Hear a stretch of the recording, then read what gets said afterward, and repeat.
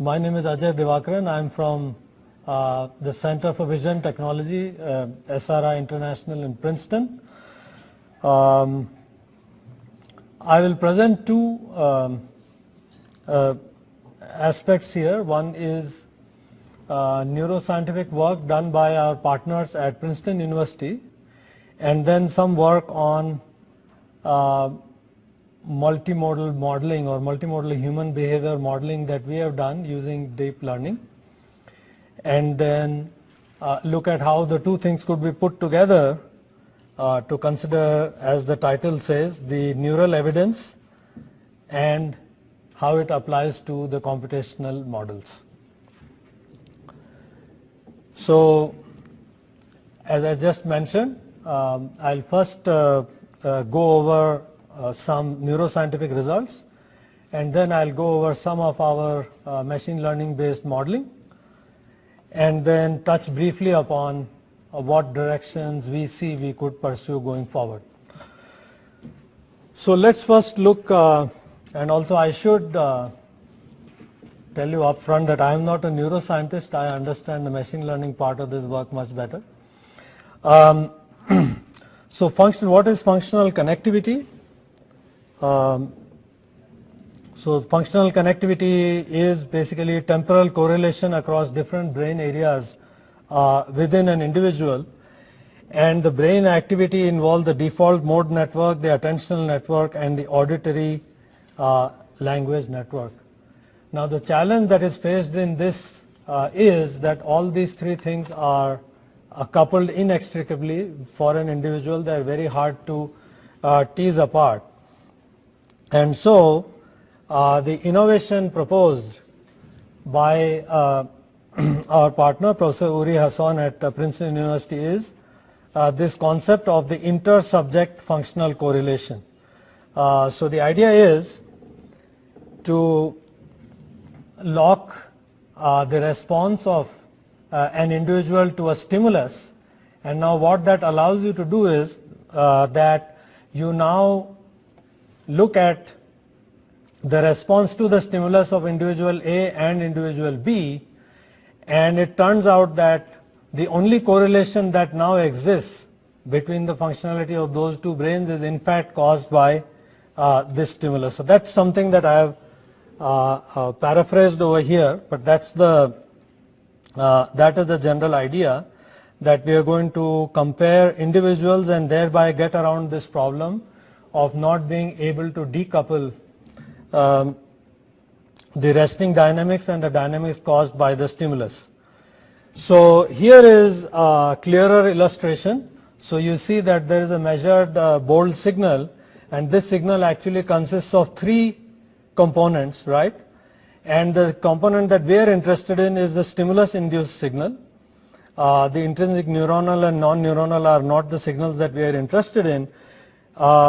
And we can certainly determine the resting state, right? And now that would consist of the intrinsic neuronal signal and the non-neuronal signal. And it turns out that the resting states of two individuals are definitely not correlated to each other, right? So what we do is we basically subject both of these subjects, subject X and subject Y, to the same stimulus, right? And through these expressions that we are showing over here, we are able to establish a correlation between the response of both of these subjects, and that correlation is in fact only related to the stimulus and not related to the other part of the signal that's shaded red over here.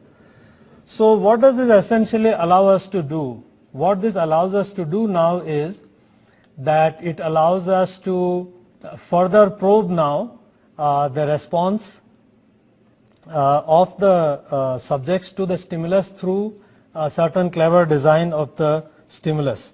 So for example, what we do is that we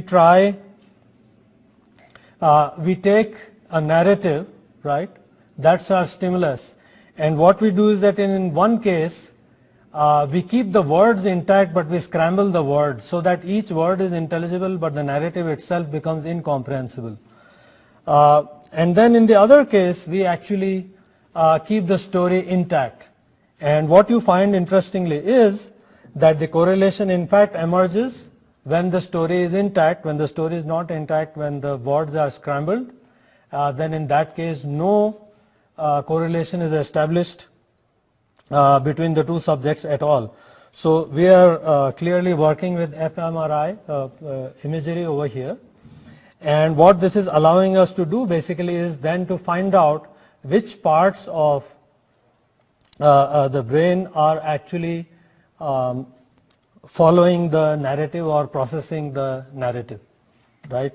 So now, having established this sort of basic mechanism for finding out the response of the brain to the stimulus, we go into two different aspects which I'll cover very quickly. So the first aspect is how do people respond to spoken narratives as opposed to written narratives. So you can hold the narrative the same basically, right, and present it in a spoken form once and in a written form another time. There are some interesting findings that come out of this kind of analysis. What ends up happening is that there is certainly strong selectivity in the early perception part. That's a very well-known result. You would expect that the early visual or the early auditory areas respond according to what kind of modality is being used, right? But then it turns out that even some higher order parietal or frontal areas respond far more reliably to one modality rather than the other modality, which is a slightly surprising result. One would have not necessarily expected this kind of intermediate representation. And then finally, of course, there is modality invariance at the very top level, where if all you are trying to do is find out what actually happened. If you ask questions like, well, what was the protagonist? Did the protagonist die? Did he live? Those are all represented and sensed in a modality invariant fashion. So what this kind of work is essentially uncovering is that there are, when we take a look at the multimodal fusion problem, which is how we from Princeton, from the vision technology came to this problem, we were interested in multimodal modeling of human behavior, because that is how human beings naturally do it. When human beings interact with other human beings, they don't necessarily pay attention to just one modality. They actually consider the behavior in its totality, which consists of more than one modality. And so the classic approaches to multimodal fusion are either you decide on the behavior by carrying out what is called early fusion, which means that you fuse all the features at a very early stage and then train your classifier, or you make decisions independently, that is late fusion, and then fuse those decisions late. And it turns out that seemingly from this kind of evidence, the brain is actually using three strategies. It is doing some early fusion, some late fusion, and some seemingly intermediate fusion. So how was all this teased out? Again, using a very similar approach to what we were describing earlier. You take the spoken narrative and the written narrative, and now what you can do is you can scramble the narrative. For example, you can play the narrative in reverse order, so it becomes completely unintelligible.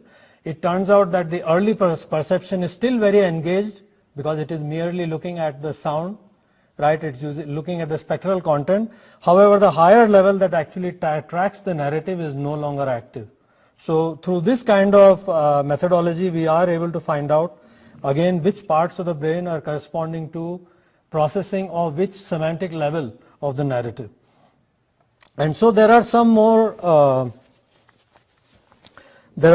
details over here, and one test that closes the loop here is that we actually give the subject a quiz to find out how well they comprehended the narrative, to actually find out, because otherwise the loop would not be closed. All subjects would then become equal, and that would be a wrong conclusion. So these are some more details on the teasing out the modality biased areas and the modality invariant areas. Now this, then we move to another result, which is that this is now not based on fMRI data, this is based on electrocorticographic data, but in this data what has been found is that information is accumulated over multiple time scales. So this is again a seemingly obvious result, but it just turns out that again through the kind of methodology I described to you earlier, we are able to establish which parts of the brain are correspond to or are processing which time scale. So again there is some results on that front. I'll skip over these and go directly now to the multimodal modeling of human interactions, which is what brought us to this kind of problem. So when you look at multiple modalities, you see that you can sense, pose, gesture, paralinguistics, which means speech tone, rate of speech, etc., speech, facial expressions, and we have developed interactive training systems in which we are actually in real time getting the multimodal affect of the individual, right? And then the next natural step there is to think of how people interact with each other and how to model interpersonal interactions. So what are the challenges or requirements here? So one is that we need to capture relationships and interactions on multiple time scales, and we need to have latent or hidden variables, because we need to have a classifier that we can actually understand. We don't want a classifier that somehow magically produces a result, but we don't know exactly what constituted the behavior that we have declared as happy or sad or confused, etc. And the challenge on the other side, which I think a previous speaker also pointed out, that it needs to learn from a very small amount of data, and it has to capture the structure of data, and the process cannot be too strongly supervised. So let's move now to the problem that we have worked on very directly, which is the modeling of individual affect, right? So here is our data set, one of our data sets. This is the audio-visual emotion challenge, in which the subject actually speaks to an avatar and has some sort of a dialogue with them on some kind of emotionally engaging topic. And so what ends up happening is that there are certain emotions that get elicited on the part of the subject. And what we are doing is we are tracking these binary labels, which are activation, expectation, power, and valence. These are commonly used in studies related to tracking affect, but let me just quickly review. So activation, you can say, is some sort of measure of arousal or intensity of the feeling, and valence is whether it's a positive feeling or a negative feeling. Expectation and power are a little more complicated, so I'll skip over those for now in the interest of time. And now you could model this affect purely listening to the sound, right? And you could extract these features from the sound like energy, spectra, etc. Or you could completely base it on video, in which case you would look at the behavior, the facial behavior as well as the gaze behavior. And then putting those two together, you could reason about the affective state of the individual. So this is the standard data set that has been put out there, and what we did was we looked at this problem and we decided that we would solve it using dynamic hybrid models, and the idea being actually completely pragmatic. So it turned out that we came to a neuro-inspired model really driven by pragmatic considerations. So as I mentioned to you earlier, we did not want a classifier that would be completely discriminative, which meant that we would have no idea how it came to its conclusions. At the same time, we know that a purely discriminative classifier, a purely generative classifier would not give us accurate classification. So that's one part. The other challenge that is posed by this kind of data is, again, it is multimodal, it is at multiple time scales, and it has interpretations at multiple levels. So to handle all this, we went to a deep temporal generative model. We went to the deep temporal generative model because we did not want to impose preconceived notions of what these intermediate features were. We wanted the data to generate those features, right? and we then combined it with a CRF based temporal discriminative model. And so once we put this together, then we evaluated it on 3 different data sets. I have described one of the data sets to you already. The other data set, the other 2 data sets are about reading out digits and letters. So we have both the video of the person reading out these letters and digits as well as the audio. And then from that we have to deduce what the behavior is. So let me just show you how in what kinds of steps we moved with this. So at first we looked at a restricted Boltzmann machine, right? And then we wanted to add a temporal element, obviously, because we are handling temporal signals. So we went to a constrained restricted Boltzmann machine. And then remember that our data is multimodal, and therefore it has to have a multimodal, so we looked at the multimodal restricted Boltzmann machine. And then we wanted to add the temporal dimension, and then that led us to finally the combination of the generative model and the discriminative model. So those were the steps that we followed, again completely guided by the pragmatics, and this is again publication that's going to come out, and we began to see some interesting patterns. We were able to see that the behavior of the individual subjects actually begins to fall out very naturally from the audio and the video. And then when we look at the classification accuracy for this kind of problem, this is where the state of the art is. We are as good as the state of the art or better with our combined discriminative generative model. However, there is one more thing we are able to do, and that is that the generative model allows us to predict missing data. So which means that if we have only one modality, right, and we knock out some values from that modality, we knock out some of the data, we are able to predict that data. The success of that is shown over here in this table, where obviously when it is 0%, when it is 10%, we have very high success, and then as soon as we go to as high as knocking out 30% of the data, we begin to experience failure in the classification. But it is still very interesting that up to 20% within the modality we are able to knock out data and still get pretty much the same results.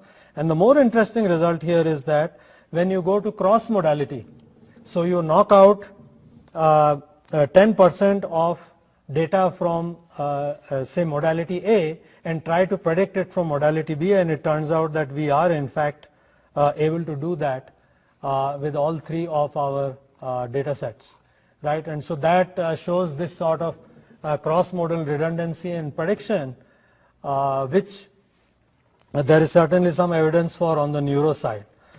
Now, this is ongoing work where we are now applying it to multiple person interaction modeling, where we basically have the same sensor assembly of camera, microphone and Kinect trained on both sides of an interaction. So this is a completely faked interaction that we want to show you, just to show pattern that what we want to know is, in a good interaction, do people smile at each other? Do they, so a good interaction is if I smile and you smile back, that's a good interaction. If I smile and you don't respond at all or scowl, then presumably, but this is all folklore. What we want to do is establish a data-driven basis for this kind of folklore. So that was the direction in which we were going. And so again, you see that we can use our temporal deep learning graphical models as I described earlier. And I'm just showing you this slide because my student is very proud of his psychedelic representations of these models. But at any rate, this shows that we have generative models that are basically going to tell you these patterns. So you can go in and find out if an interaction has been coded as a positive interaction by a social psychologist. You can use this kind of generative mechanism and find out what put together led to that conclusion. And so now the question is, how do we tie these neuroscientific and machine learning results together? So recall that the neuroscientific results uncovered a multi-layer audio-visual feature representation where some higher level of reasoning were still very modality specific, right? And so the brain seems to use a combination of early, intermediate and late fusion, and it also seems to handle data at multiple time scales. Now when you look at our proposed machine learning scheme that was purely driven by the pragmatics of solving the problem, it seems to naturally end up in pretty much the same place, in that it comes up with a multi-layer representation, and it also learns intermediate feature representation in each modality, as well as joint intermediate feature representations with the modalities that are still short of the overall semantic inference. So that would suggest that this proposed hybrid model offers a very promising congruence with the neuroscientific results. So going forward then, what we are planning to do is we want to now look at these neuroscientific results, understand them better, and we want to map them onto our machine learning methodology to find out how we could improve the machine learning methodology. Likewise, we would also like to find out if these generative models are uncovering any representation that could be probed for on the neuroscientific side. So in other words, what we are hoping to do is have some sort of a bootstrapping interaction between these two parts of our work to get better understanding on the neuroscientific side, as well as better modeling on the multimodal event modeling side. So that concludes my presentation. Thank you very much.